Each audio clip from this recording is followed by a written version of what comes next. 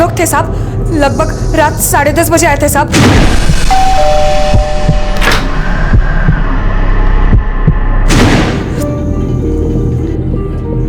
कौन थे वो लोग? पता नहीं मुझे, वो बोले कि जगन साहब से मिलना है। जगन साहब हैं? लेकिन वो थे कौन? साहब मैं कुछ पूछती इससे पहले ही जगन साहब बेडरूम से बाहर आ गए। आप कौन? मायरा, आने दो।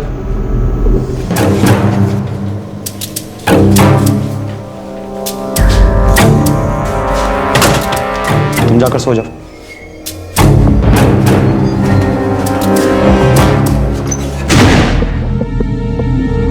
उसके बाद मैं किचन में जाके सो गई साहब। थोड़ी देर बाद मैंने चीखें सुनी, जगन साहब की चीखें। बचाओ! कोई बचाओ! कोई बचाओ मुझे! बचाओ! बचाओ!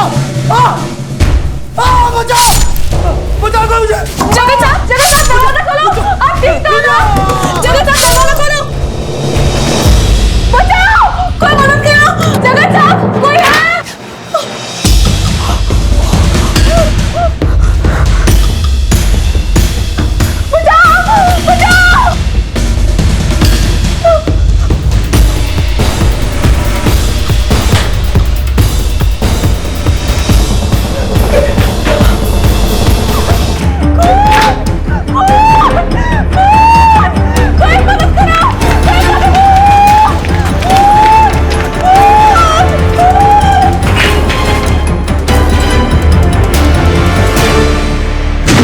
साहब उनमें से एक के हाथ में कुकरी थी साहब, मैं डर गई थी साहब।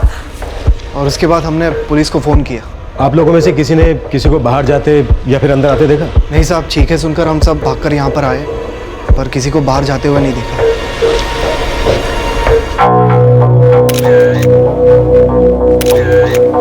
स्टैबिंग तो कई बार की गई सर, बाकी कमरे में कुछ बिखरा नहीं है। ऐसा लगता तो नहीं है कि कुछ चोरी हुआ है।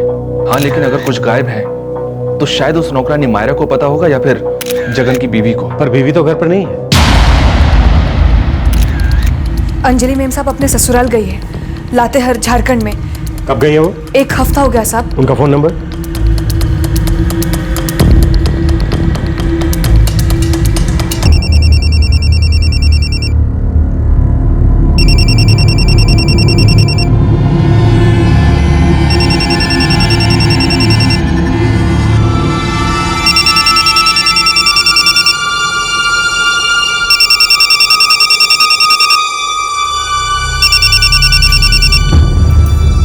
हेलो मायरा, क्या हुआ? इतनी रात को फोन किया? क्या? अंजलि कोरा के पति जगन कोरा की 3 अक्टूबर 2012 को दिल्ली में 2 अज्ञात व्यक्तियों ने हत्या कर दी जो उससे मिलने आए थे। उस घटना की चश्मदीद गवाह घर की नौकरानी मायरा उन दोनों को नहीं पहचानती थी, पर मृत जगन उन्हें जानता था। और इससे पहले कि मायरा उन लोगों से उनका नाम पूछे, जगन ने उन्हें अंदर बुला लिया। जगन की पत्नी अंजलि हादसे के वक्त जगन के माता पिता से मिलने उनके घर लातेहार झारखंड गई हुई थी। हत्या बहुत क्रूरता से की गई थी और उन दोनों के आने का मकसद सिर्फ हत्या ही नजर आ रहा था।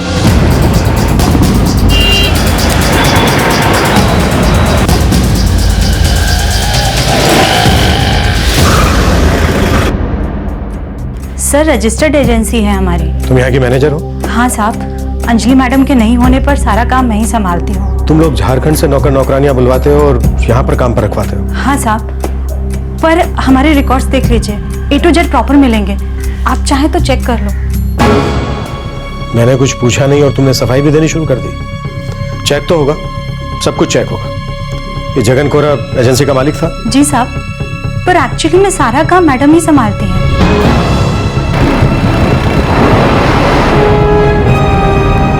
सिंह, खबरियों को काम पर लगा दो। मुझे एजेंसी की हर डिटेल चाहिए। एजेंसी से जुड़े जितने भी लोग हैं, काम करते हैं, उन सबकी फोटो मायरा को दिखाओ। कोनी जगन की जान पहचान गई थे और मर्डर की इंटेंशन से आए थे।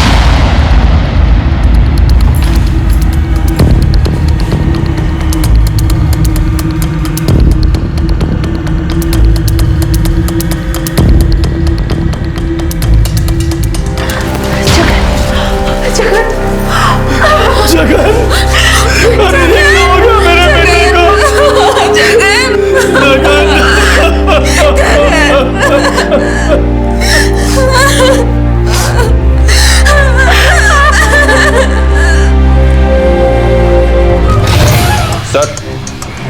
जगन के मोबाइल फोन के सारे कॉल रिकॉर्ड चेक किए हैं, ऐसा कोई भी कॉल नहीं दिखा है जिस पर शक किया जा सके। मायरा ने एजेंसी के लोगों में से किसी को पहचाना? नो सर, उनमें से तो कोई भी नहीं। सिंह, एक स्केच आर्टिस्ट बुलवाओ।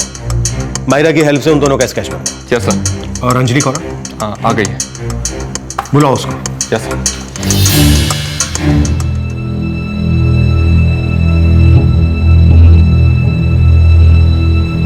मैं 20 सितंबर को लातेहार गई थी। कोई खास काम था या ऐसे ही? हमारी एजेंसी की नौकरानी को छोड़ने गई थी। वो वहीं लातेहार के पास की ही रहने वाली थी। सोचा छोड़ने के बाद माँ बाबा से मिल लूंगी और सास ससुर के साथ 1-2 दिन रह लूंगी। एजेंसी का काम आप ही संभालती हैं? हाँ, सब काम मैं ही देखती हूँ। वो 2 लोग कौन थे, कुछ बता सकते हो, जो आपके पति से मिलने घर आए थे? कोई दोस्त या दुश्मन?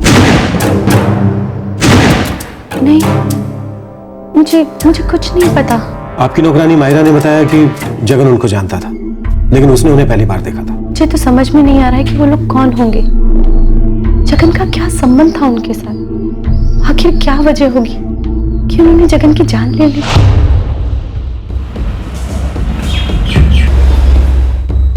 पूरा मैन पावर पिछले 4 साल से इसी इलाके में है सर।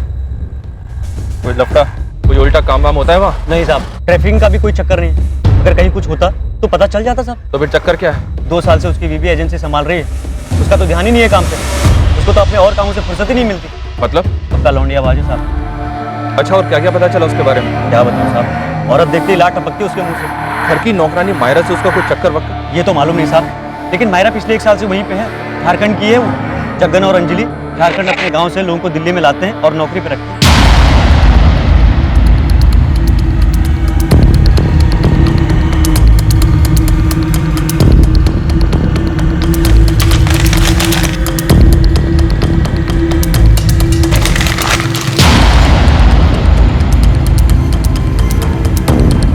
मैडम, एक बार तो ठीक से बताइए मुझे प्लीज। पहली बार देखा था, और वो भी कुछ देर के लिए। जितना याद आया उतना बताया। अंदर आए तब देखा था।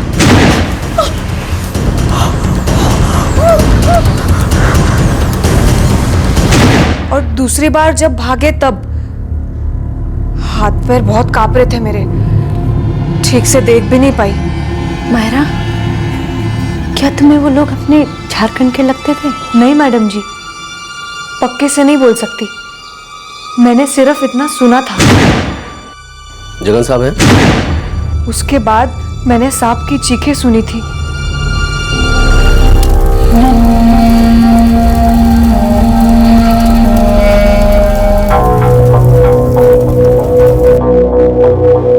सर, ये मायरा कहीं मनगढ़ंत कहानी तो नहीं बना रही है? हो सकता है, लौंडियाबाज था जगन।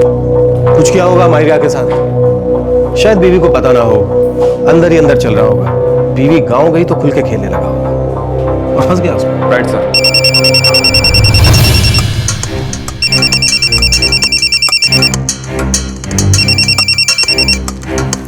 क्या हुआ?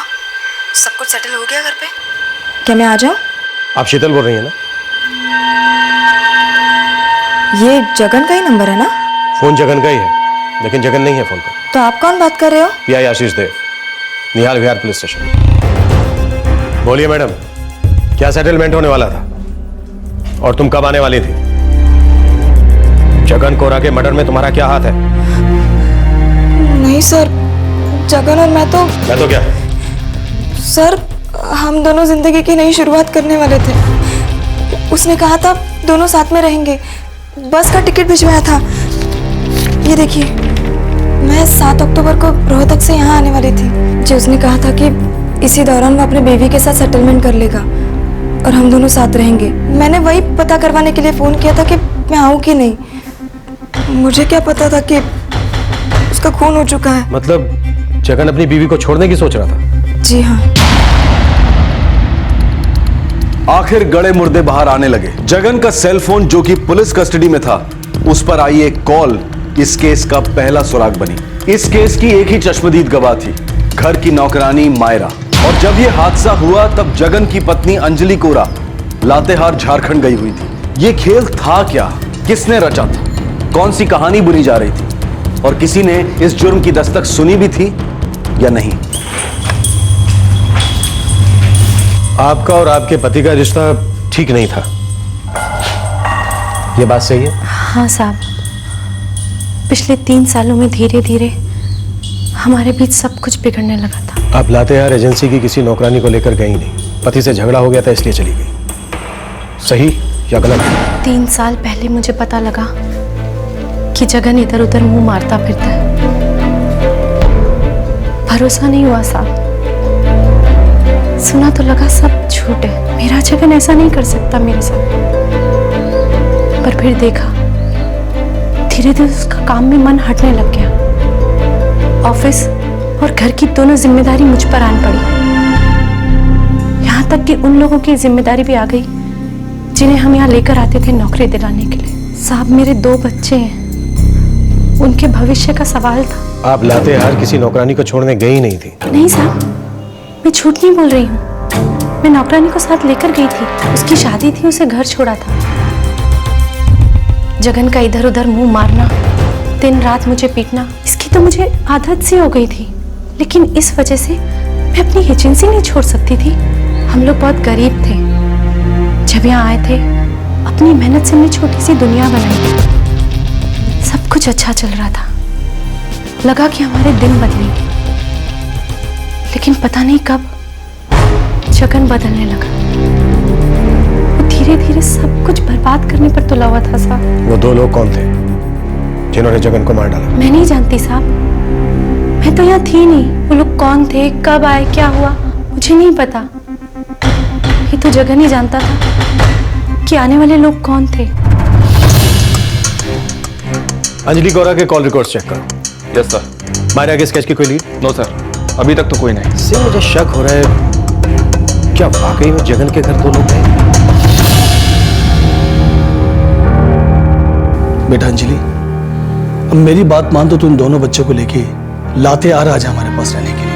नहीं बाबा, यहाँ एजेंसी है, काम है, सब कुछ यहाँ तक लाई हूँ, ऐसे छोड़कर नहीं जाऊंगी। लेकिन बेटा तू अकेली। बाबा, मैं अकेले सब संभाल लूंगी। पिछले कई सालों से मैं अकेले ही संभाल रही हूँ। जगन का तो पता नहीं कब से काम में ध्यान ही नहीं लगता था। यहाँ रहना सूरज और कोयल के भविष्य के लिए भी अच्छा रहेगा।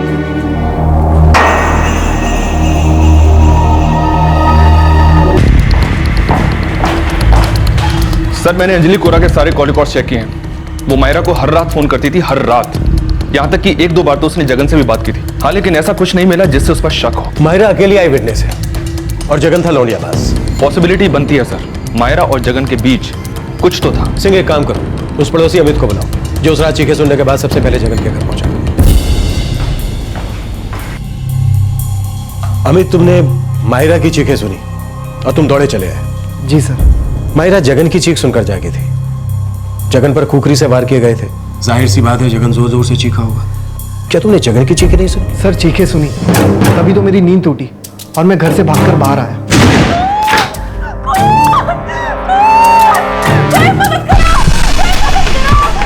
जगन के घर से चीखने की आवाजें आ रही थी। चीखें औरत की थी, मायरा की। मैं फौरन वहां भागा। आवाजें सुनकर और भी लोग जमा हो गए। तुम उस कॉलोनी में बरसों से रह रहे हो? जी सर। जगन औरतों के मामले में काफी तेज था। तुम पड़ोसी हो उसके, जानते थे कुछ इस बारे में? जी नहीं सर, मैं जगन को ज्यादा करीब से नहीं जानता। इतना पता था कि मियाँ बीवी के बीच में ज्यादा बनती नहीं थी, उनके रोज झगड़े होते रहते। मायरा, वो नौकरानी, उसका कुछ लफड़ा था जगन के साथ? सर मुझे इसके बारे में कुछ नहीं मालूम। अब पड़ोसी के घर में झाँक कर कौन देखेगा साहब। उस रात मैं चौंक कर जागा, घर से बाहर गया और देखा कि जगन मरा पड़ा है, इसलिए मैंने पुलिस को बुलाया। सर, घर की 4 दीवारी के भीतर क्या हो रहा था, किसका किसके साथ क्या रिश्ता है, ये सब हमको कैसे पता होगा साहब? ठीक है, तुम जा सकते हो, जरूरत पड़ी तो तुम्हें फिर से बुलाएंगे। ये मायरा या तो झूठ बोल रही है या हमसे कुछ छिपा रही है। साहब मैंने कुछ नहीं किया साहब, मैंने कुछ नहीं किया। मैंने सच में कुछ नहीं किया। क्या? देख मायरा, सच बोलते, सचमुच में 2 लोग थे या फिर तो कोई कहानी सुना रही है? भगवान कसम साहब, 2 लोग आए थे। मैं काहे झूठ बोलूंगी साहब। और कोई क्यों मारेगा जगन को? तू ही बोल, कोई दुश्मनी होगी तभी तो। किससे थी जगन की दुश्मनी? कौन था दुश्मन? उसकी बीवी? सच है ना? बोल। साहब कुत्ते बिल्ली जैसा झगड़ा तो रोज होता था उनके बीच। मैडम जी, जगन साहब की जान लेगी ऐसा नहीं हो सकता साहब। तेरा जगन के साथ कोई चक्कर था? साहब मैं नौकरानी हूँ साहब, सिर्फ नौकरानी। ऐसा गंदा काम नहीं कर सकती साहब मैं। जगन की औरतों पे नजर रहती थी, बुरी नजर, समझ रही है ना तू? पता ही होगा, साल भर से वहां काम कर रही है। जगन ने कभी तुझे नजर उठा के नहीं देखा?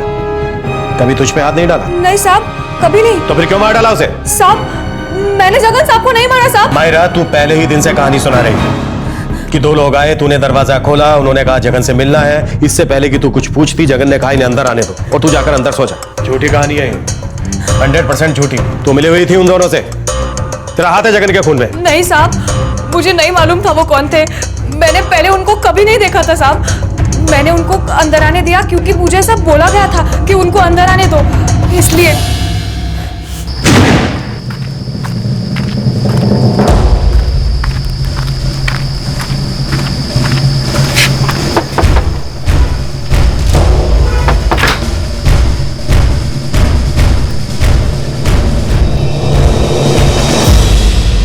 जगन घर पर है?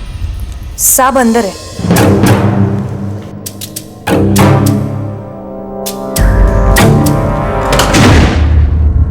भगवान कसम साहब, मुझे बिल्कुल मालूम नहीं था कि वो लोग जगन साहब की जान लेने आए हैं। मैं तो किचन में जाके सो गई थी और जब मैंने चीख सुनी तब मेरी नींद टूटी थी साहब। झूठ क्यों बोला तब तक? साहब मैं डर गई थी, सच्ची। मुझे लगा था कि मैं फंस जाऊंगी। किसने बोला था उन्हें अंदर आने दो? पुलिस को पहले से ही शक था कि कोरा परिवार की नौकरानी मायरा कोई झूठी कहानी सुना रही है, और पुलिस का इंट्यूशन सच साबित हुआ।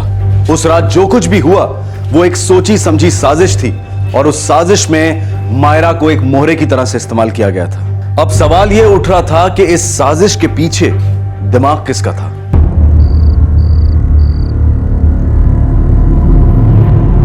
मायरा, 2 लोग आएंगे। जी मैडम जी, कब आएंगे? थोड़ी देर बाद। उन्हें अंदर आने देना, उन्हें कुछ काम है साहब से। ठीक है मैडम जी।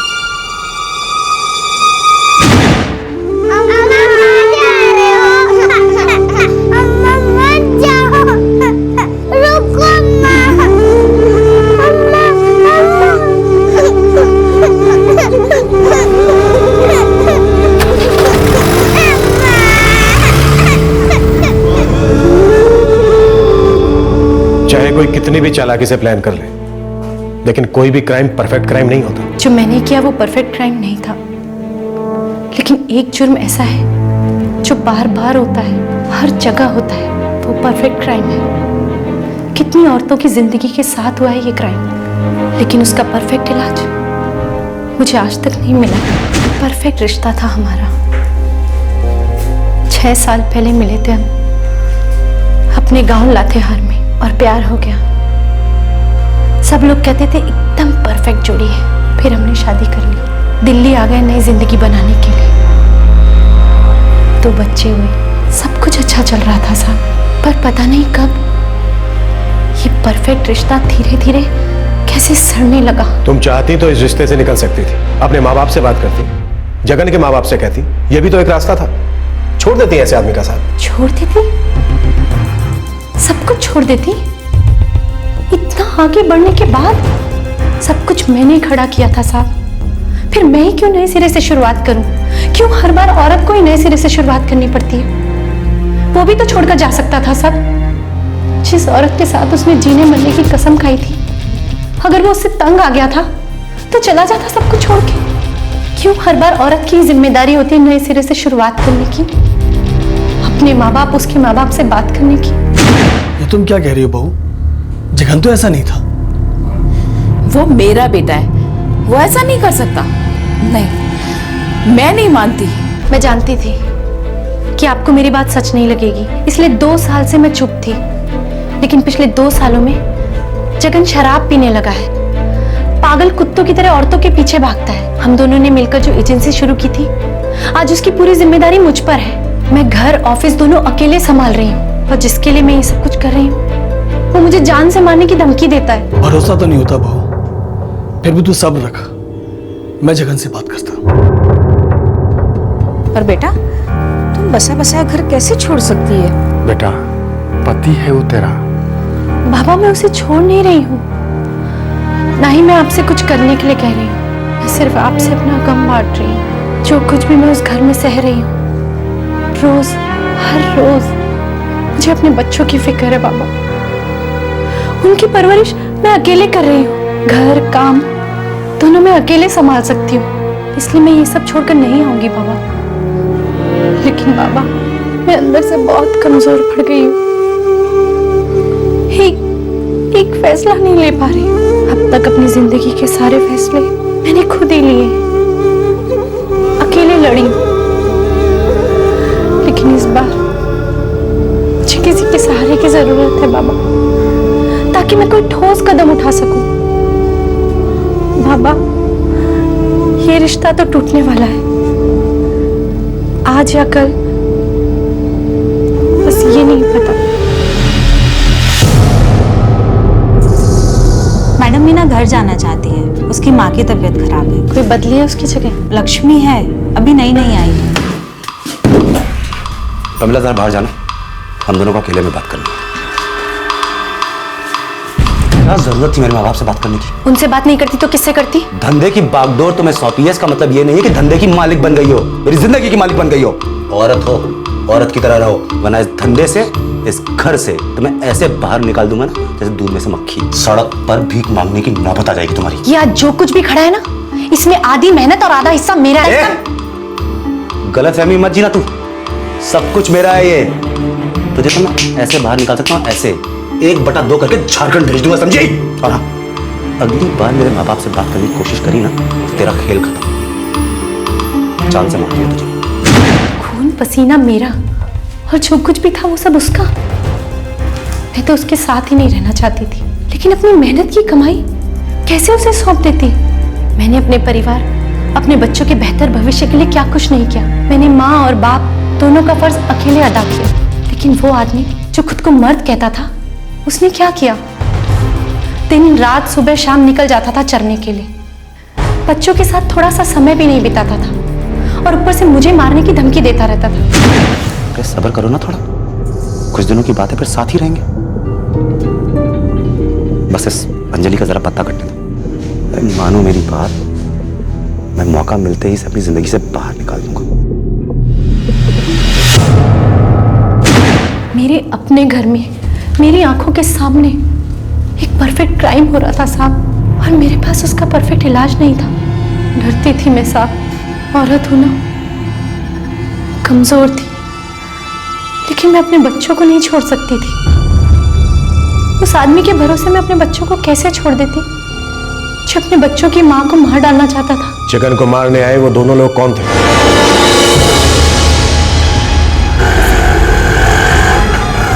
अरे इतना टाइम हो गया, आपने बताया क्या नहीं?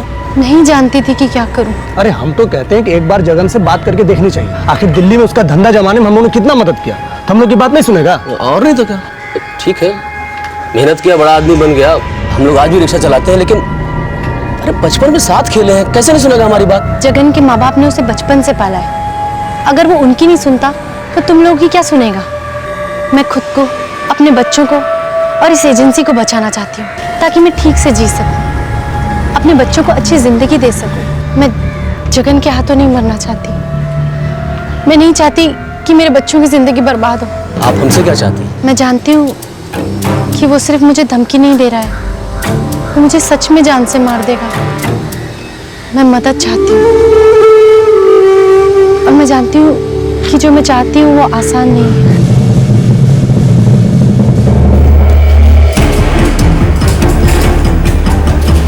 मायरा को मेरे प्लान के बारे में नहीं पता था साहब। उसे नहीं पता था कि मैं जगन को मारने के लिए 2 आदमी भेज रही हूँ। मैंने बस उसे कहा था कि दरवाजा खोल देना और उन्हें अंदर आने देना। मैं सिर्फ अपनी जान बचाना चाहती थी।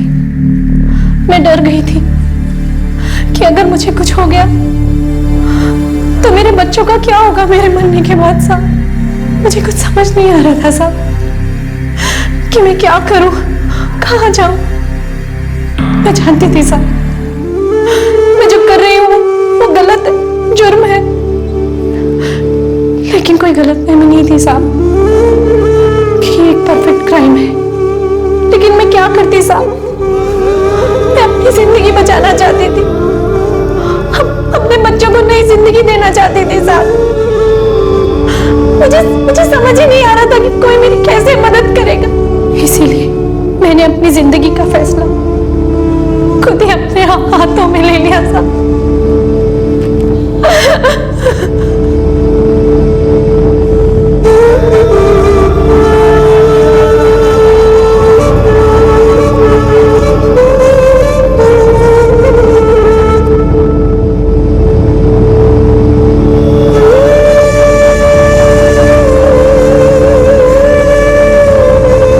अंजलि और उसके दोस्त महेश और श्यामल पर मर्डर और कॉन्स्पिरेसी के चार्जेस लगे हैं। फिलहाल ये तीनों पुलिस की हिरासत में हैं। मायरा ने महेश और श्यामल को आइडेंटिफाई किया।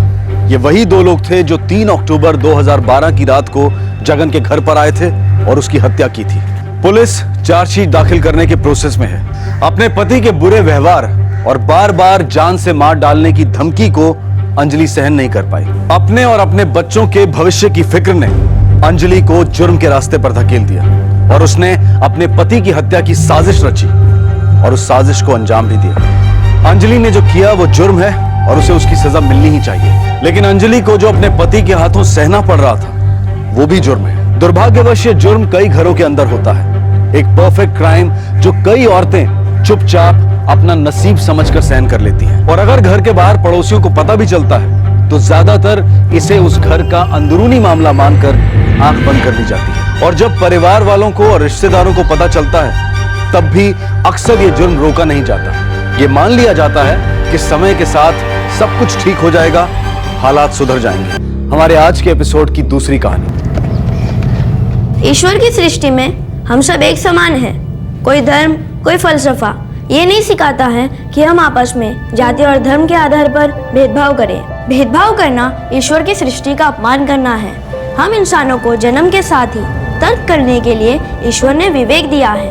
विवेक जिसके सहायता से हम दूसरे इंसान को समझ सके, उसके साथ सहानुभूति महसूस कर सके, दूसरे की आवाज सुन सके।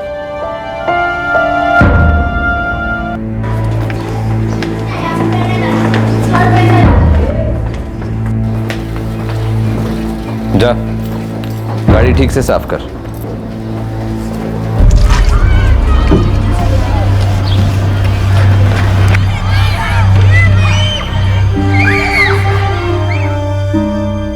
धर्मवीर, आप ये जो कर रहे हैं वो ठीक नहीं है। स्कूल है ये, विद्या का मंदिर। सर, आप चाहें तो मुझे नौकरी से बर्खास्त कर सकते हैं। मुझे इसकी कोई जरूरत नहीं है। बाप दादाओं का दिया हुआ बहुत कुछ है, आराम से जी सकता हूं। लेकिन सर, मेरे जाने से सच्चाई नहीं बदलेगी। ये ऊंच नीच मैंने नहीं बनाई है। बनाई नहीं है तो कम से कम मिटा तो सकते हैं। शिक्षक हैं हम, नई सोच का निर्माण कर सकते हैं। गलत सोच, गलत धारणा को बदल सकते हैं। मैंने गांधी जी की सारी किताबें पढ़ी है, अम्बेडकर साहब की जीवनी भी पढ़ी है, यहां तक कि सारा कॉन्स्टिट्यूशन घोल कर पी गया। लेकिन सच ये है कि समानता वमानता सब ब्रिटिश टाइम में ठीक था। तब देश को एक करने का एक मकसद था, आजादी। आज क्या मकसद है? 26 जनवरी, 15 अगस्त, बाकी पॉलिटिक्स।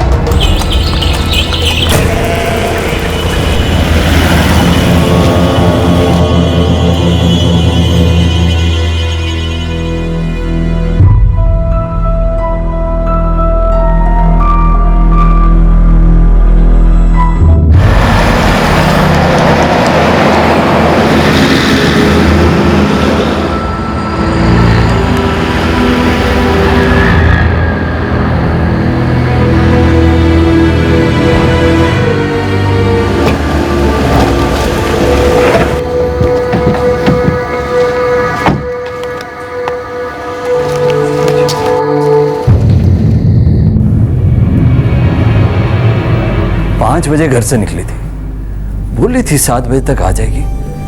उसका फोन भी नहीं लग रहा जी, कब से बंद है। बाबूजी, बीजी, मैं 7 बजे तक वापस आ जाऊंगी, ठीक है? स्कूटी ध्यान से चलाना पुत्र। ओफो बीजी, मैं पहली बार थोड़ी ना चला रही हूँ।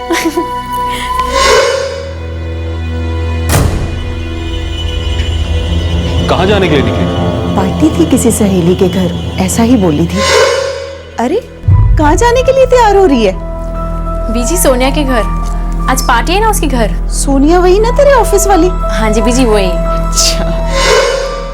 सोनिया को फोन किया आपने? नंबर ही नहीं है साहब। पर सर उसके ऑफिस में हमने फोन किया था, पर 7:30 बज गए थे तो किसी ने फोन उठाया ही नहीं। किस दफ्तर में काम करती है आपकी बेटी ज्योति और उसकी दोस्त सोनिया? करती थी जी, अब नहीं करती। 1 महीना पहले ही नौकरी छोड़ दी उसने। जो महीलपुर में जो एक फाइनेंस कंपनी है वहाँ काम करती थी। आप में से किसी के पास ना तो सोनिया का एड्रेस है ना फोन नंबर? मुझे नंबर तो नहीं है। पर सर जी ज्योति जब भी घर से बाहर जाती थी तो हमेशा टाइम पे वापस आ जाती थी, लेकिन आज वो 8 बजे तक आई नहीं, उसका फोन भी बंद था। तो इन लोगों को ज्यादा चिंता हो रही थी क्योंकि वो कह के गई थी मैं 7 बजे तक वापस आ जाऊंगी। आप कौन? जी मैं हरमेश सिंह, धर्मेर का पुराना दोस्त है सर। अब इसका फोन आया तो मैं चला आया सर। 8 बज गए थे, इन लोगों को बहुत चिंता हो रही थी। मैंने तो कहा भी कि भी आ जाएगी ज्योति, थोड़ी इंतजार कर लेते हैं, और अगर फिर भी नहीं आई तो फिर देखेंगे क्या करना। मुझे ज्योति के पुराने दफ्तर का पता चाहिए। पेट्रोलिंग टीम को भी खबर दे देते हैं। सर आपके पास ज्योति का कोई फोटोग्राफ तो होगा? जी ये लो जी।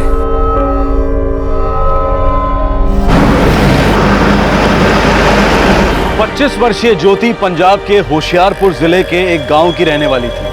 10 दिसंबर 2012 की शाम को वो 5 बजे अपने घर से निकली थी। जब देर रात तक ज्योति घर नहीं लौटी तो उसके परेशान माता पिता और करीबी दोस्त ने पुलिस से मदद मांगी। ठीक उसी वक्त ज्योति हाईवे के पास झाड़ियों में बुरी तरह से जख्मी हालत में पड़ी थी। शायद वो जिंदा नहीं थी।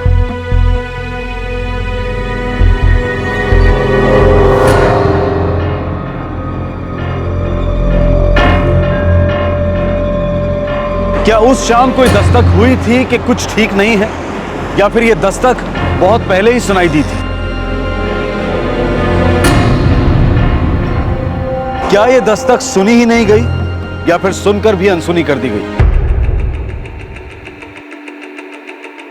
साहब शाम को 6 साढ़े 6 बजे तक सब लोग अपने घर चले जाते हैं। सोनिया मैडम का मोबाइल नंबर है तुम्हारे पास? नहीं साहब, हमारे पास तो किसी का मोबाइल नंबर नहीं है। सर भगोड़ा क्रॉसिंग के पास पेट्रोलिंग टीम में कुड़ी की एक लाश मिली है, स्कूटी भी पास पड़ी है।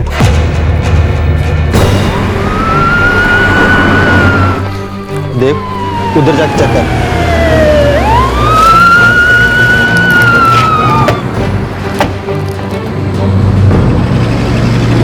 ओ सर जी, हम यहाँ से निकल रहे थे, देखा कि साइड में स्कूटी पड़ी है। जब उतर कर चेक किया, लड़की की डेड बॉडी पड़ी थी।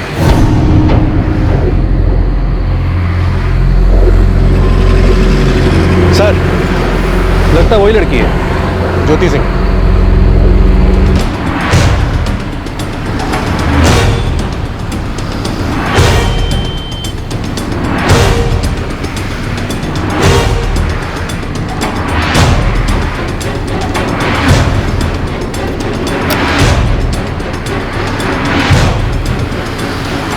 सर लड़की का मोबाइल पर्स वगैरह कुछ नहीं मिला।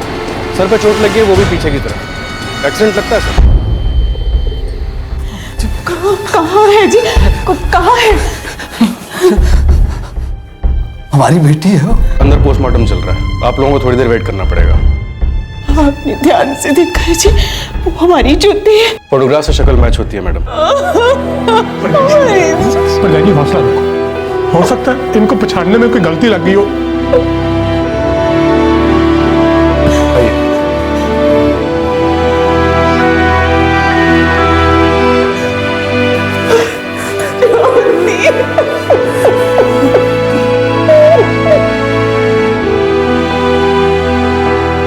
रात 12:30 बजे हमारी पेट्रोलिंग टीम को भगोड़ा क्रॉसिंग के पास लाश मिली और स्कूटी भी।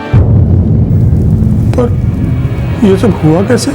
एक्सीडेंट लगता है, मगर जब तक पोस्टमार्टम की रिपोर्ट नहीं आ जाती कुछ कह नहीं सकता। एक्सीडेंट कैसे हो सकता है? एक्सीडेंट होता तो किसी को तो पता चलता। हाईवे है वो, इतनी देर तक किसी ने कुछ नहीं देखा।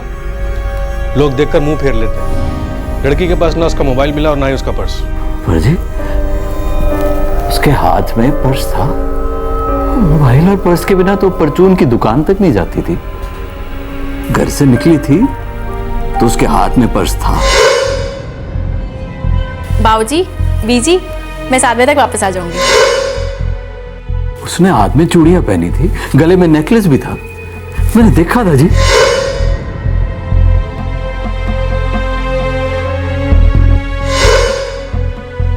पर हमें तो बॉडी पे कुछ नहीं मिला, कुछ भी नहीं।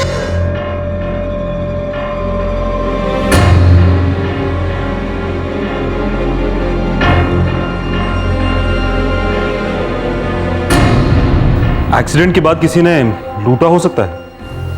6 से 8 के बीच, मौत 6 से 8 के बीच में हुई है। हो सकता है किसी ट्रक ने उड़ा दिया हो। स्कूटी पे डेंट्स भी पड़े थे और फ्रंट मिरर भी टूटा हुआ था।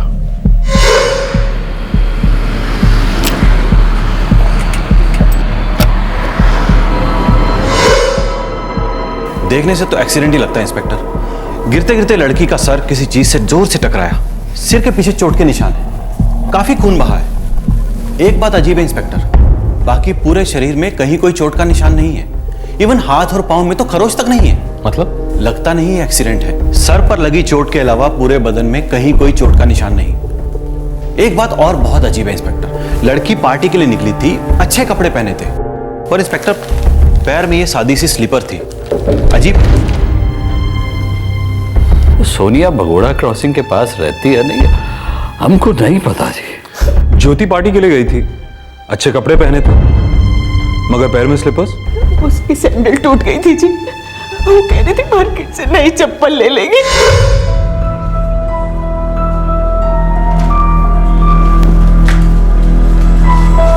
पुत्र, ये क्यों पहन के जा रही है पार्टी पे? मम्मा क्या करूं, मेरी सैंडल टूट गई है। कोई बात नहीं, मैं मार्केट से नहीं ले लूंगी। ठीक है बच्चे, ले लेना। ऐसा तो नहीं कि सोनिया के बहाने ज्योति किसी और से मिलने जा रही थी? ये कैसी बात कर रहे हैं सर जी आप? कोई लड़के वड़के का चक्कर तो नहीं है? ऐसा तो नहीं है कि आप हमें पूरी सच्चाई नहीं बता रहे? साहब जी, वो मेरी बेटी थी, अच्छे संस्कार दिए थे हमने उसे। कनाडा के एक लड़के के साथ उसकी शादी तय हो गई थी। सर जी, ज्योति बहुत ही अच्छी बच्ची थी, माँ बाप का हर कहना मानती थी। कत्ल हुआ था ये साफ दिखाई दे रहा था, लेकिन ये क्यों हुआ था? एक जवान लड़की जो अपने घर से अपने दोस्त के यहां पार्टी के लिए निकली थी, उसका कत्ल कोई क्यों करेगा? उसकी डेड बॉडी घर से 6 किलोमीटर दूर हाईवे के पास कैसे पहुंची?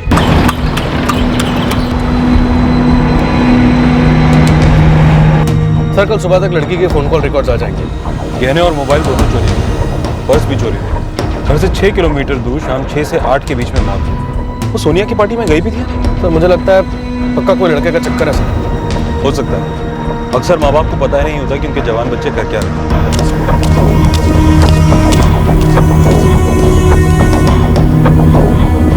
पार्टी और मेरे घर? नो सर, कल शाम को तो मेरे घर कोई पार्टी थी ही नहीं। पर ज्योति ने तो घर पे यही बताया था। स्ट्रेंज सर, एक तो ज्योति को जॉब छोड़े हुए 1 महीना हो गया था, और दूसरी बात यह है कि हम एक ही ऑफिस में थे, इसलिए एक दूसरे को जानते थे। बट हमारे बीच ऐसी कोई खास फ्रेंडशिप नहीं थी कि मैं उसे पार्टी में बुलाऊं। और ना ज्योति कभी मेरे घर आई और ना मैं उसके घर कभी गई, तो पार्टी में बुलाना। ज्योति ऑफिस में किसी और से क्लोज थी? हाँ सर, रंजिता की ज्योति से अच्छी बनती थी।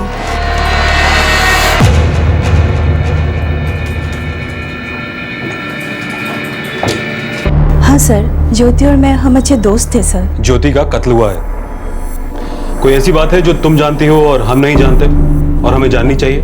मनीष हमारा कलीग सर, वो और ज्योति क्लोज थे सर। सिर्फ दोस्ती ही थी या फिर प्यार करते थे दोनों। ये मनीष है ऑफिस में? वो 1 हफ्ते की छुट्टी पर है सर। मनीष का फोन नंबर और एड्रेस?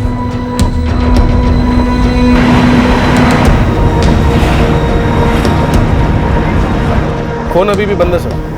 मोतिया गांव का रहने वाला है ये मनीष। मोतिया गांव? वो तो भगोड़ा क्रॉसिंग से 3 किलोमीटर दूर है, जहां से ज्योति की लाश मिली।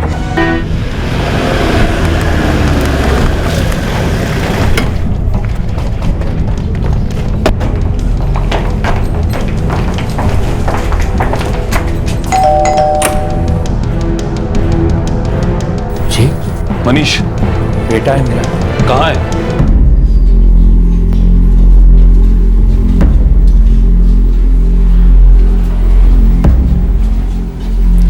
मनीष जी। ज्योति मर चुकी है। जानता हूं सर। तो क्यों मारा उसे? मैं ज्योति को क्यों मारूंगा सर? शादी होने वाली थी हमारी आज। मैरिज रजिस्ट्रार से आज की तारीख तय हुई थी। मैं तो कल इंतजार करता रहा उसका, आई ही नहीं सर वो कल। पक्का आऊंगी मनीष, मुझे नहीं रहना अब यहाँ। मैं घर से किसी तरह कोई बहाना निकाल कर यहाँ से निकल जाऊंगी। मैं हाईवे पे तुम्हारा इंतजार करूंगा, वहां से ना हम होशियारपुर चले जाएंगे और रजिस्ट्रार के ऑफिस जाके शादी कर लेंगे। मैं 5 बजे तक घर से निकलूंगी और 6 बजे तक पहुंच जाऊंगी। ज्योति घर से भाग रही थी, घर वालों को ये कहकर कि वो पार्टी के लिए जा रही है। घर पर उसने क्या कहा ये मुझे नहीं पता सर, पर आई नहीं वो। कई बार उसका फोन ट्राई किया, 7 बजे तक उसकी राह देखता रहा सर मैं।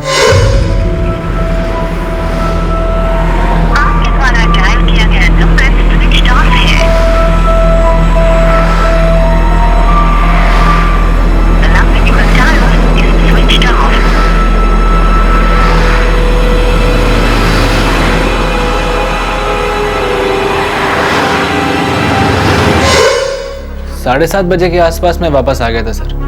मुझे लगा उसके माँ बाप ने उसे निकलने ही नहीं दिया होगा, या हो सकता है कि उसके माँ बाप को उसके भागने के बारे में पता लग गया था। ज्योति के माँ बाप जानते थे तुम दोनों के बारे में?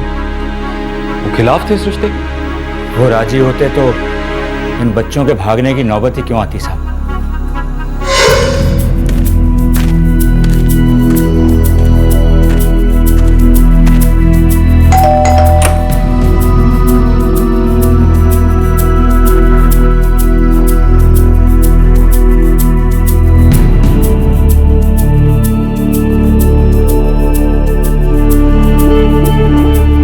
अब तू सबके साथ बैठकर सबके सामने बोलेगी कि तू इस लड़के से प्यार करती है और उससे शादी करना चाहती है। वो बाबूजी, मैं मनीष से प्यार करती हूँ। ये बकवास मैं सुन चुका हूँ इस लड़के और उसके बाप से।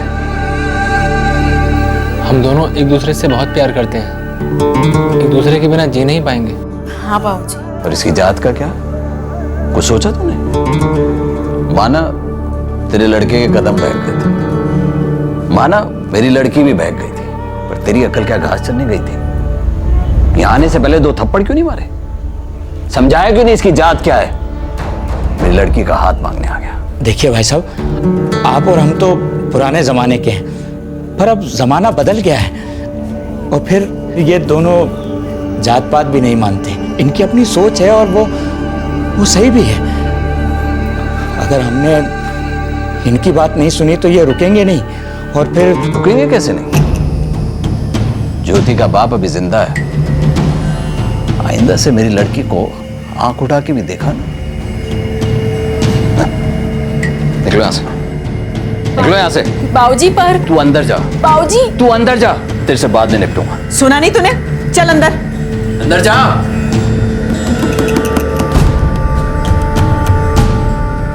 कल से इसकी नौकरी बंद। अब जात तो नहीं बदल सकती ना साहब, ना हमारी ना ज्योति के परिवार की। बहुत ऊंची जात के लोग हैं साहब, पर ये बच्चे जिद किए बैठे थे, अड़ गए थे बिल्कुल।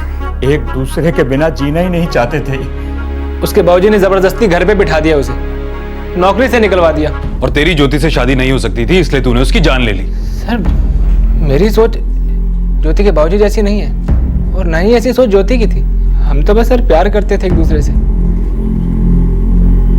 प्यार की भाषा जानते थे सर, साथ चाहते थे एक दूसरे का। हम जानते थे सर अगर हम रुके तो हम दोनों में से किसी एक की जान जाना तय थी सर। इसीलिए सर हमने वहां से भागने का प्लान बनाया।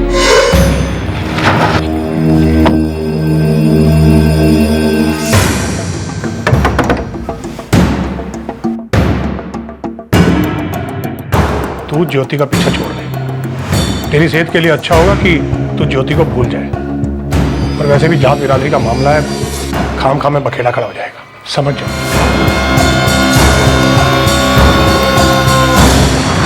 ज्योति, ज्योति यहाँ हम साथ साथ नहीं रह सकते। कितनी भी तरक्की आ जाए इस देश में, कितनी भी नई सोच आ जाए, लेकिन ये दकियानुसी प्रथाएं कभी नहीं बदलेंगी। कोई नहीं बदलेगा इन्हें ज्योति, ये हमेशा ऐसी रहेंगी। कोई बदलना चाहता भी नहीं है। पिछड़ेपन को बरकरार रखने में ना बहुत लोगों का फायदा है, और तुम्हारे बाबूजी भी ऐसे लोगों के गुलाम हैं। पर हम गुलाम नहीं हैं। हम घुटने नहीं टेकेंगे, हम भाग जाएंगे यहाँ से। पूरी दुनिया पर तो खाप का राज नहीं है ना। प्यार करता था सर उससे, बहुत चाहता था सर उससे। उसकी मौत की खबर सुनी सर, रंजीता से। आखिरी बार जाके उससे मिलना चाहता था सर, एक बार देखना चाहता था सर उसको मैं, लेकिन जाता था सर। मैं अगर वहां पर गया ना तो वो लोग मुझे ही उसके खून का जिम्मेदार मानेंगे सर।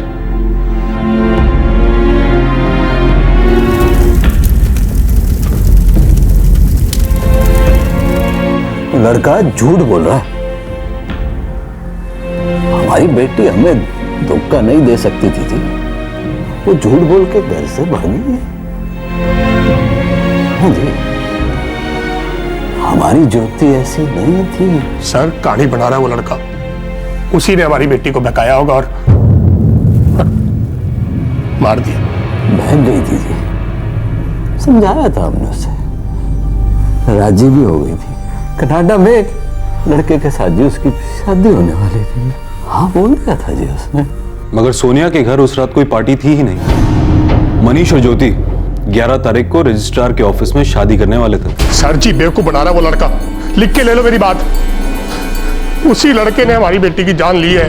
नीच जाति के छोटे लोग। सर उसी लड़के ने हमारी बेटी को पहले फुसलाया होगा, फिर उसकी जान ले ली और उसके सारे गहने वेने सब उतार लिए। आपका मन गढ़ंत कहानियां सुना रहा है। सर मैं आपको पक्का बता रहा हूं, इसी लड़के ने हमारी बेटी को फंसाया। सर कौन झूठ बोल रहा था, कौन कहानी बुन रहा था, या फिर इस खून की कोई तीसरी ही वजह थी? इससे पहले कि किसी और वजह के बारे में पुलिस को पता चले, उन्हें इस केस के बारे में एक शॉकिंग इंफॉर्मेशन मिली।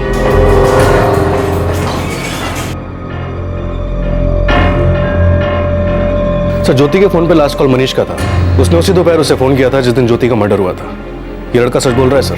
मैं हाईवे पे तुम्हारा इंतजार करूंगा। मैं 5 बजे तक घर से निकलूंगी और 6 बजे तक पहुंच जाऊंगी। और सेल की लास्ट लोकेशन? सुभानपुर गांव, ज्योति का घर। क्या सर? ज्योति का फोन शाम 5 बजे से स्विच ऑफ दिखा रहा है सर। और ज्योति 5 बजे घर से निकली थी।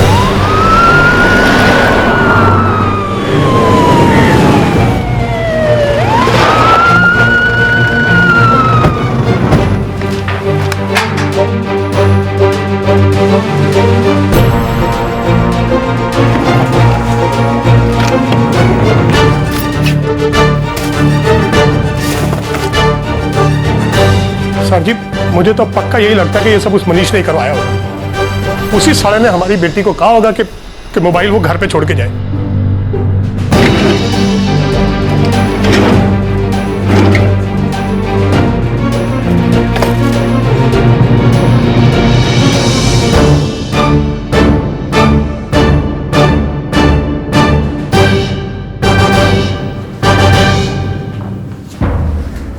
हमारी बेटी ने हमें धोखा दिया।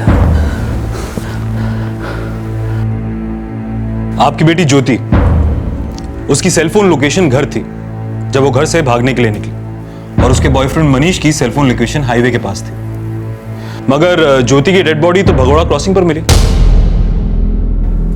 मामला कुछ गड़बड़ ना। आप कहना क्या चाहते हैं? आप लोगों को सच्चाई अगर पता नहीं लग रही है तो हम घर वालों को ही फंसा देंगे क्या? आप परिवार के दोस्त हैं? हाँ हूँ। क्यों?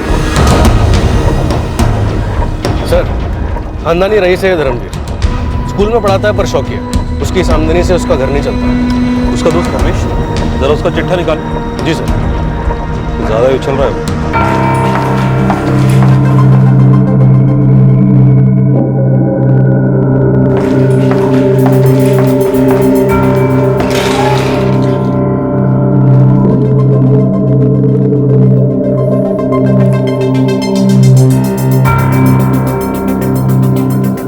क्या है? मैं तो साहब जी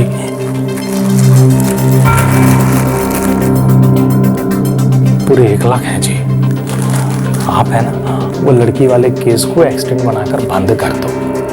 आपके लिए तो मामूली सी बात है। देख, मैं तुझसे ये नहीं पूछूंगा कि तुझे किसने भेजा, मगर जिसने भेजा है उसको बोल कि 1 लाख नहीं 10 लाख लगेगा।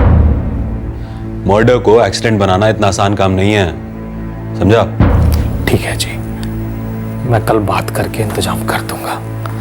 अच्छा जी, नमस्ते।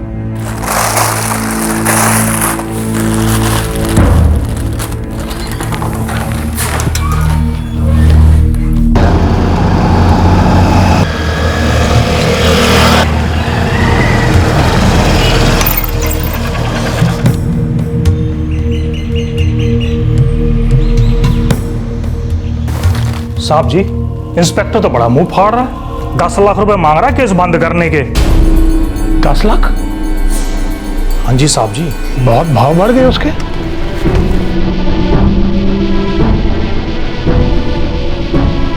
तुझे क्या लगता था किसी की जिंदगी इतनी सस्ती है? लोगों का ज़मीर इतना सस्ता है? मनीष तो ज्योति से प्यार करता था। तेरा पंगा क्या है हरमेश से?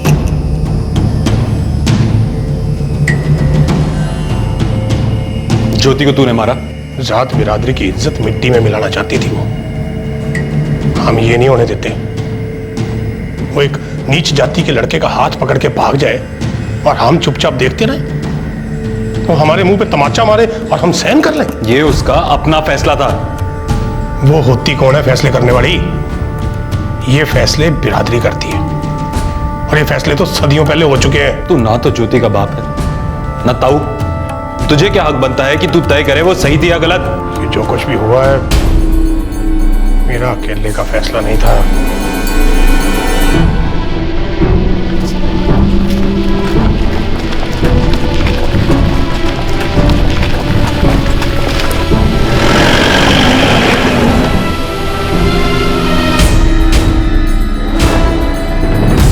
माँ बाप हो तुम दोनों, ज्योति को अपनी मर्जी से जीने नहीं दे सके, उसे जाने भी नहीं दे सके। उसे ऊंच नीच की कदर नहीं थी, रोकना जरूरी था। उसकी जान लेकर, अपनी खुद की बेटी की जान लेकर। हम जिंदा छोड़ देते तो क्या बिरादरी छोड़ देती? भाग के जाती कहाँ?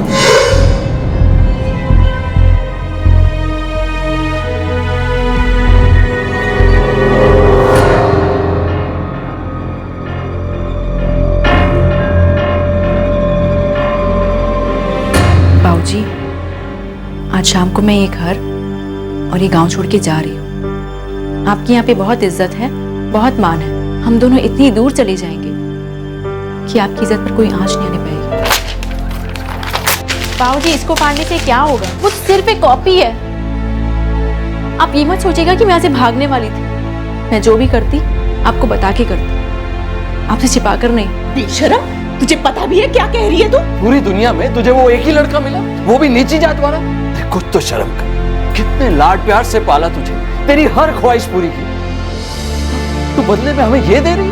गलत तो गलत होता है ना बाबूजी, चाहे वो कोई बड़ा करे या कोई छोटा करे, कोई अपना करे या फिर कोई पराया। अच्छा, तू हमें सिखाएगी कि क्या सही है और क्या गलत? मैं आपको कुछ सही गलत नहीं सिखा रही। सीखना ना सीखना ये आपके हाथ में है, और वक्त सबको सब कुछ सिखा देता है। वक्त बदल रहा है, आपके ख्याल भी बदल जाएंगे।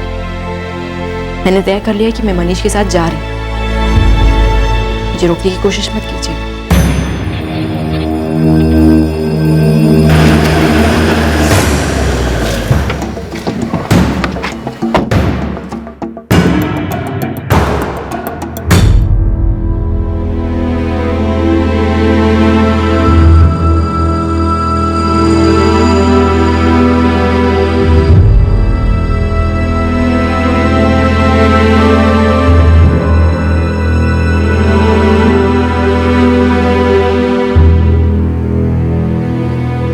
जी बाबूजी, मैं जा रही हूँ।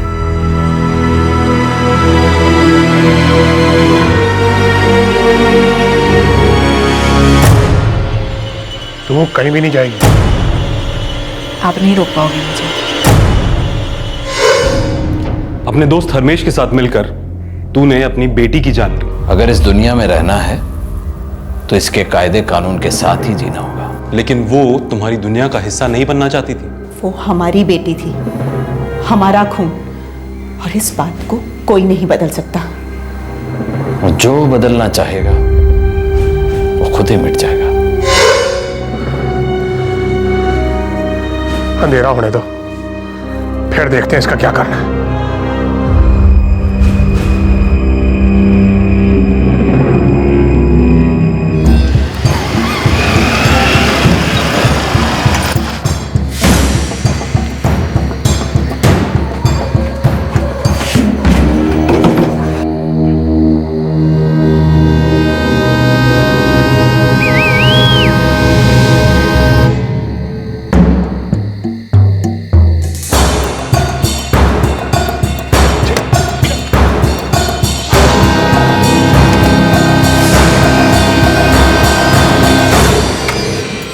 जनरल, तू स्कूटी लेके आ।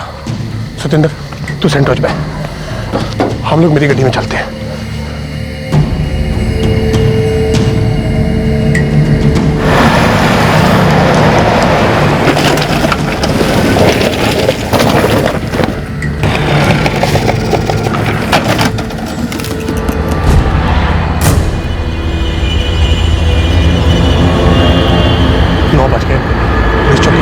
रिपोर्ट दर्ज करा लेते हैं। सड़क के किनारे डेड बॉडी मिलेगी तो एक्सीडेंट का केस बनेगा।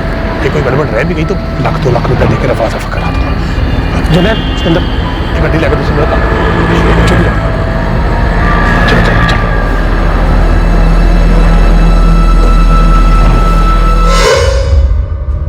बेटी की जान लेकर कौन सी इज्जत बच गई? जिंदा रहती तो इज्जत मिट्टी में मिल जाती। मां है और आप स्कूल में पढ़ाते हैं, पैसे के लिए नहीं, पढ़ाना अच्छा लगता है इसलिए। लेकिन आप अपनी बेटी का दिल नहीं पढ़ पाए और ना ही समाज की बदलती सोच को। क्या खाक पढ़ाते हैं आप? हमारा समाज, उसकी मर्यादा, उसके संस्कार को पढ़ना जरूरी है, समझना जरूरी है, समझाना जरूरी है। ये हमारी परंपरा है, ये कभी नहीं बदलेगी इंस्पेक्टर साहब। गंगा उल्टी नहीं बहती। तुम जैसे लोग गंगा को बहने ही कहां देते हो? अपनी गंदी सोच के बोझ से उसका बहना रोक रहे हो और इस गंदी धकियानुसी सोच को परंपरा कहते हो। एक ऐसा कस के थप्पड़ पड़ना चाहिए कि परंपरा की बत्ती सी याद में आ जाए।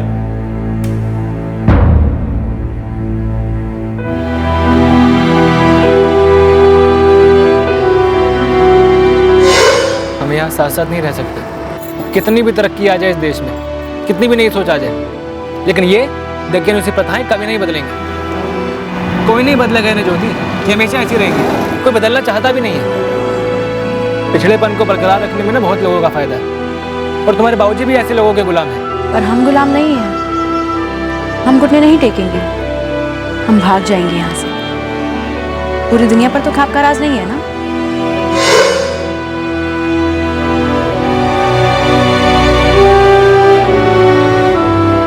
ज्योति के पिता धर्मवीर सिंह, उसकी मां दलजीत सिंह और धर्मवीर के दोस्त हरमेश सिंह, इन तीनों पर आईपीसी की धारा 302 मर्डर के लिए और सबूत मिटाने के जुर्म के लिए धारा 201 के तहत चार्जेस लगे हैं। हरमेश के साथीदार सतेंद्र पर आईपीसी की धारा 201 के तहत चार्जेस लगे हैं। हरमेश का ड्राइवर जर्नैल सिंह, जो इस जुर्म में शामिल था, अब तक फरार है। ज्योति अपने घर की चारदीवारी से आजाद नहीं हो पाई। वो पार नहीं कर पाई अपने परिवार की दकियानुसी मान्यताओं की दीवारों को। परंपरा और रीति रिवाज के नाम पर माँ बाप ने अपनी बेटी की जान ले ली। उन्हें बदलती दुनिया की दस्तक न नजर आई न सुनाई दी। आंखों पर पट्टी बंधी रही और कान बहरे। दुनिया की कौन सी संस्कृति परिवर्तन के बहाव को रोक पाई है? हमारी सभ्यता का इतिहास गवाह है कि समय के साथ सोच को बदलते रहना होगा, तभी एक समाज, एक संस्कृति का विकास होगा। आजादी का अर्थ सिर्फ ये नहीं होता कि किसी की हुकूमत से निजात पा लेना। आजादी का सही अर्थ है अपनी कट्टर दकियानुसी परंपराओं से मुक्त होना, दूसरों की विचारधाराओं को सुनना और उस विचारधारा का सम्मान करना। विवेक की आवाज के आगे दमन की आवाज को जीतने ना देना। विरोधी विचारधारा को सुनकर उस पर विचार कर सहनशील बनना।